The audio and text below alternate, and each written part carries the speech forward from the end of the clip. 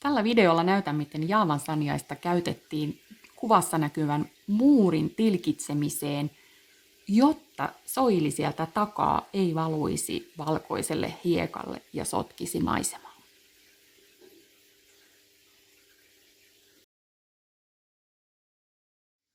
Noniin.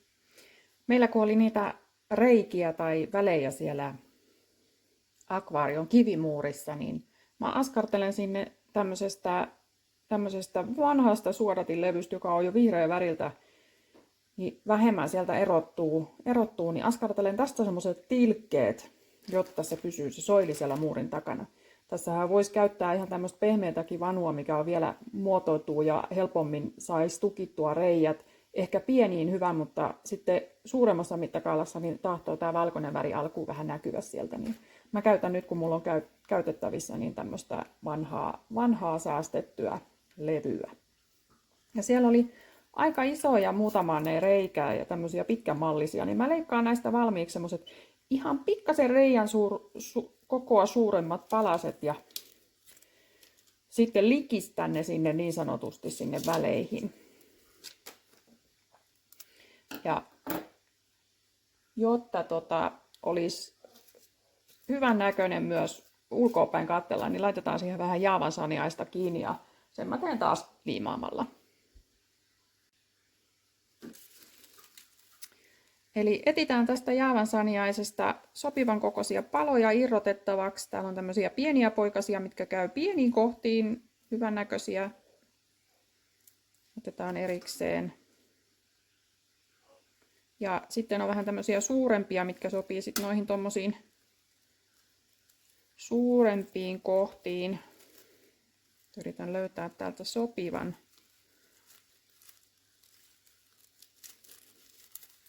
sopivan tarpeeksi tuuheen palasen irrotettavaksi, mutta semmoisen, ettei olisi liian harva sitten irrotettuna. Nämä pienet näyttää kyllä älyttömän hyvältä ja se mitä näissä kannattaa nyt tehdä, koska me käytetään liimaa, niin irrotetaan vähän emolehteä siinä mukana, eli ei irroteta pelkästään pieniä, vaan emolehtiä, niin me saadaan periaatteessa liimattua vaikka tuolla emolehdellä se kiinni, niin silloin toi itse kasvi säilyy vahingoittumattomana. Siinä on itse asiassa tosi kiva pala, tämmöinen käy ehkä isompaankin reikään, eli pitäisikö meidän laittaa se tähän kiinni. Joo, näyttää hyvältä, niin me tehdään se niin, että me liimataan se saman tien siihen.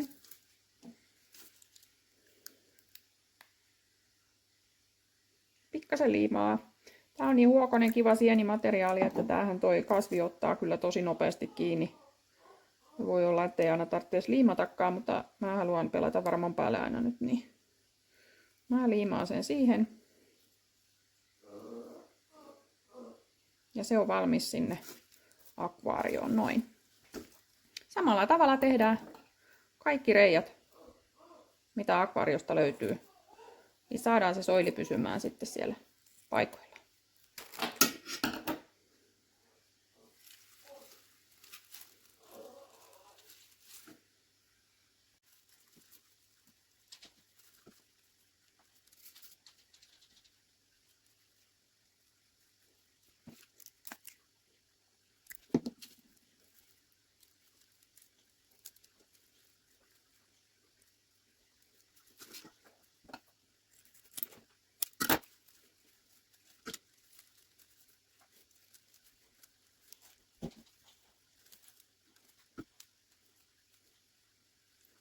Samalla voidaan tässä sitten, kun kasvista otetaan näitä osia, mitä halutaan käyttää, niin loppukasvi siivota.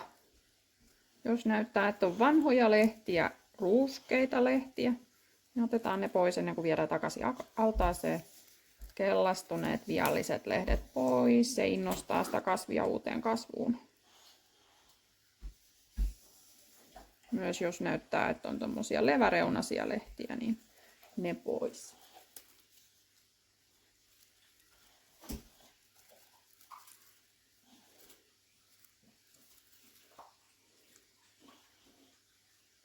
Näin.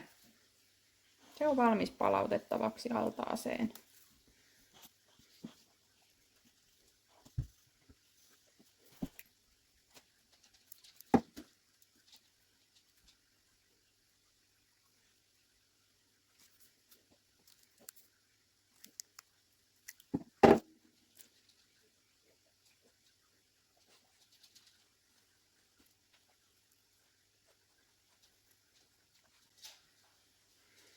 ennen kuin mä käydään nämä tökkäsemässä, niin mä huuhtasin nämä raanan alla. Se yleensä auttaa ton liiman kiinnittämisessä välittömästi.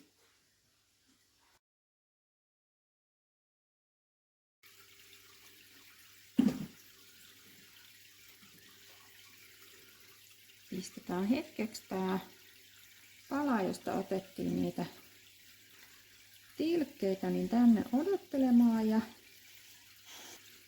Eli me nähdään, että täällä on iso reikä. Mä otin tän nyt tämän kaikkein isomman palan. Mä puristan tästä vaahtomuovista ja asettelen sen tonne reikään. Kun me ei olla vielä laitettu pohjamateriaalia enempää eikä tuolla takana ole mitään, niin me voidaan myös näitä kiviä vähän siirrellä, että saadaan sinne sopivasti sitten väleihin kaikki tavara. Tuolla on aika iso väli. Katsotaan, saadaanko puristettua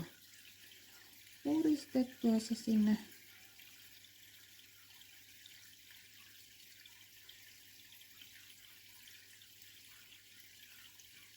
Siellä on aika tiiviisti. Sitten meillä on seuraava väli tossa.